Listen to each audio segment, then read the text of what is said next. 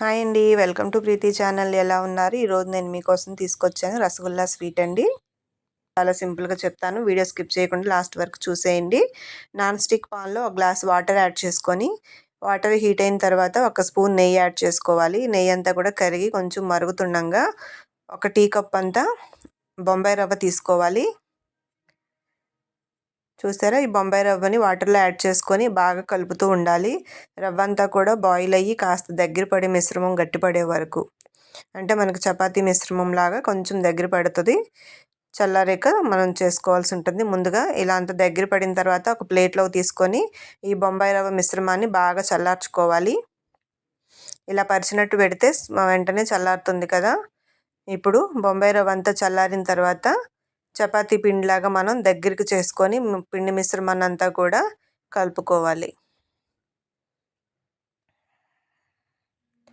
చూసారు కదా, ఇలా మొత్తం అంతా చల్లారిన తర్వాత చిన్న చిన్నగా బాల్స్ కింద ఉండలు చుట్టుకోవాలి.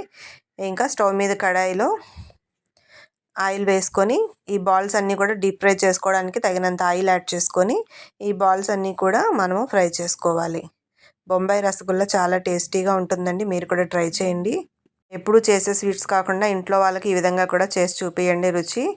ఈ విధంగా బాల్స్ అన్నీ ఫ్రై చేసుకున్నాక నాన్ స్టిక్ కడాయిలో మనం ఏ కప్తో అయితే బొంబాయి రవ్వ తీసుకున్నామో అదే కప్ అంతా షుగర్ యాడ్ చేసుకొని, షుగర్ కొంచెం మునిగేంత వరకు టీ గ్లాస్ అంతా వాటర్ యాడ్ చేసుకోవాలి. మీకు స్వీట్నెస్ కావాలి అంటే ఇంకొంచెం షుగర్ యాడ్ చేసుకోవచ్చండి.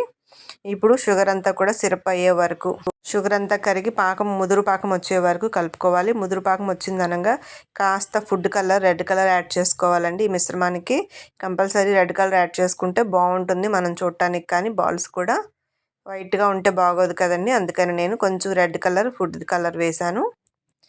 ఇది ఆప్షనల్ అండి. మీకు వద్దు అంటే మీరు డైరెక్ట్గా ఫ్రై చేసుకోవచ్చు. ఈ విధంగా పాకం అంతా జిగురు పాకం వచ్చే వరకు మరగపెట్టుకొని ఇప్పుడు స్టవ్ ఆఫ్ చేసుకోవాలి. ఇప్పుడు మనం ముందుగా బాల్స్ ఫ్రై చేసి పెట్టుకున్నాం కదా, ఈ బాల్స్ని తెచ్చి ఈ పాకంలో వేసుకోవడమేనండి. ఈ వేడి మీద వేస్తే ఆ పాకం అంతా కూడా లోపలికి వెళ్ళి పీల్చుకుంటుంది.